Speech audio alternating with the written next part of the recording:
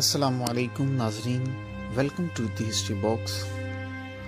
ناظرین، 2 اکتوبر 1187 کی تاریخ اور جمعے کا دن تھا جب دنیا کے مذہبی دارالحکومت اور سب سے متنازع سمجھے جانے والے شہر یروشلم میں تقریباً 9 دہائیوں کے وقفے کے بعد سلطان صلاح الدین ایوبی کی قیادت میں ایک بار پھر مسلمانوں کی حکمرانی کا دور شروع ہوا تھا۔ شہر کی فصیلوں پر ایوبی پرچم لہرایا گیا تھا اور مذہبی مقامات سے مسیحیت کی علامات ہٹانے کا کام شروع کیا گیا تھا۔ ٹھیک 833 برس قبل 2 اکتوبر کی وہ رات شب معراج کی رات بھی تھی۔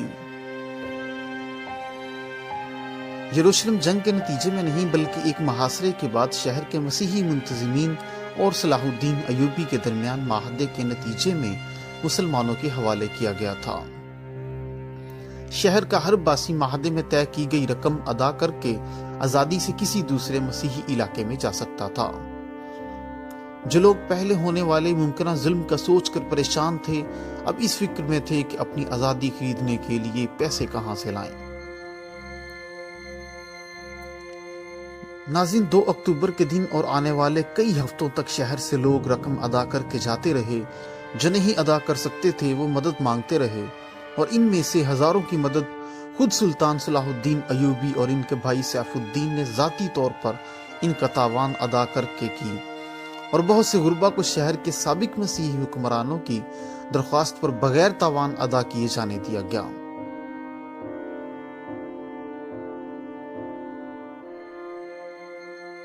یہ وہی یروشلم تھا جس کی سن 1099 میں فتح کے بعد صلیبیوں کے یروشلم میں داخلے کے موقع پر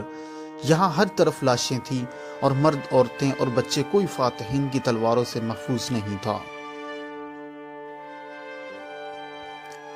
مورخ نے سلطان صلاح الدین کی زندگی پر اپنی کتاب the life and legend of Sultan Saladin میں لکھا ہے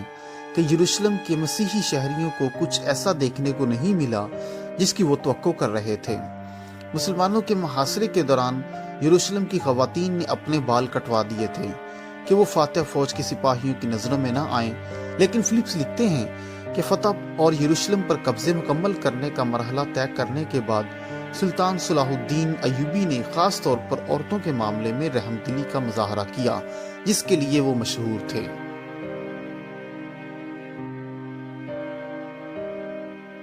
ناظرین، سلطان صلاح الدین ایوبی کا چیلنج یروشلم کی فتح پر ختم نہیں ہوا،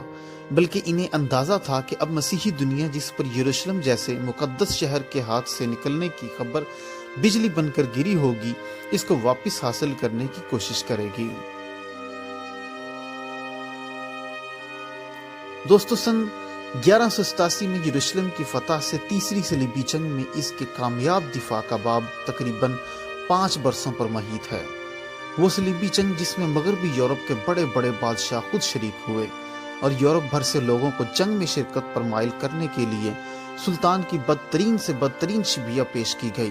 لیکن جنگ کے لیے آنے والے نہ صرف یروشلم حاصل کرنے میں ناکام رہے بلکہ سلطان کی ایک مختلف تصویر لے کر واپس گئے جو تمام تر پروپیگنڈے کے باوجود آج تک قائم ہے۔